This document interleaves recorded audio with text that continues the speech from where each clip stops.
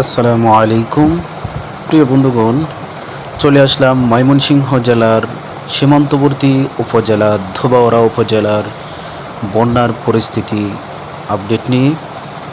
আপনারা দেখতেছেন আমাদের ধোবাউড়া উপজেলা সীমান্তবর্তী অঞ্চল দিয়ে বয়ে যাওয়া নেথাই নদী। সেই নদীর বেড়িবাঁধ যে অবস্থাটি বেড়িবাঁধ সেটা কিন্তু অত্যন্ত ঝুঁকিপূর্ণ অবস্থায় রয়েছে। আর এই নেথাই নদীটি ভারতের মেঘালয় থেকে নেমে আসা একমাত্র নদী এবং ভারতের পানি এই নদী দিয়েই কিন্তু অনুপ্রবেশ করছে।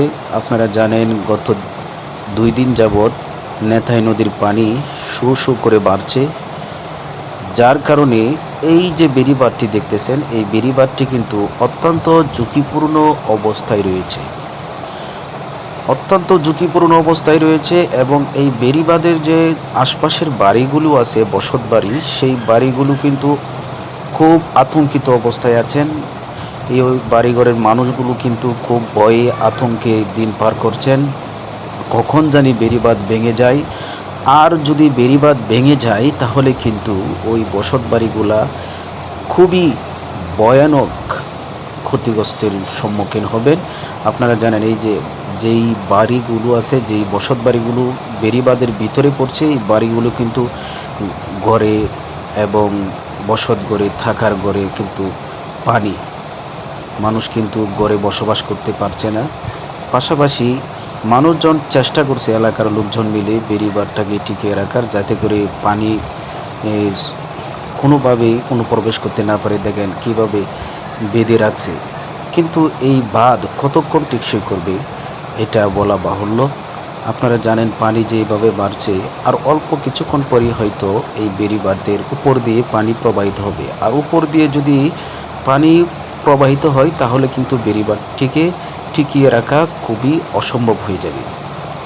প্রিয় বন্ধুগণ, আমাদের ময়মনসিংহ জেলার ধোবাউড়া উপজেলা অত্যন্ত সীমান্তবর্তী অঞ্চল এবং অবহেলিত অঞ্চল, আমরা সবাই জানি। এই অঞ্চলে বেশ কিছু এলাকার মানুষ নিচু এলাকার বসবাসকারী হওয়ার কারণে তাদের এই বর্ষার মৌসুমে রাস্তা দিয়ে চলাচল করা, যাতায়াত করা খুবই কঠিন হয়ে পড়ে, কষ্টদায়ক হয়ে পড়ে।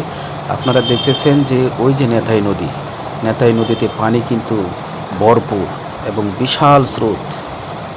যেইভাবে ভারত থেকে পানি অনুপ্রবেশ করছে, আর আমরা যতটুকু জানতে পারলাম এই নেথাই নদীর পানি প্রবাহিত হয়ে ধোবাউড়ার নিচু অঞ্চল পোড়াকান্দুলিয়া ইউনিয়নের বেশ কিছু এলাকা মানুষ পানিবন্দী হয়ে পড়ছে। প্রিয় বন্ধুগণ, এই হলো আমাদের ধোবাউড়ার বন্যার পরিস্থিতি।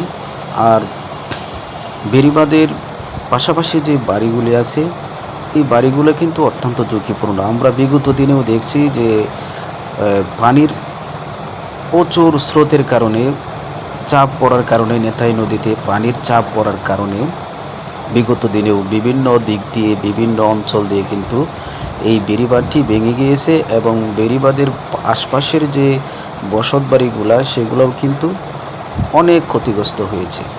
প্রিয় বন্ধুগণ, এখনও একই অবস্থা বিরাজ করছে, মানুষের মনে আতঙ্ক বিরাজ করছে, কখন জানি কি হয় বলা বাহুল্য।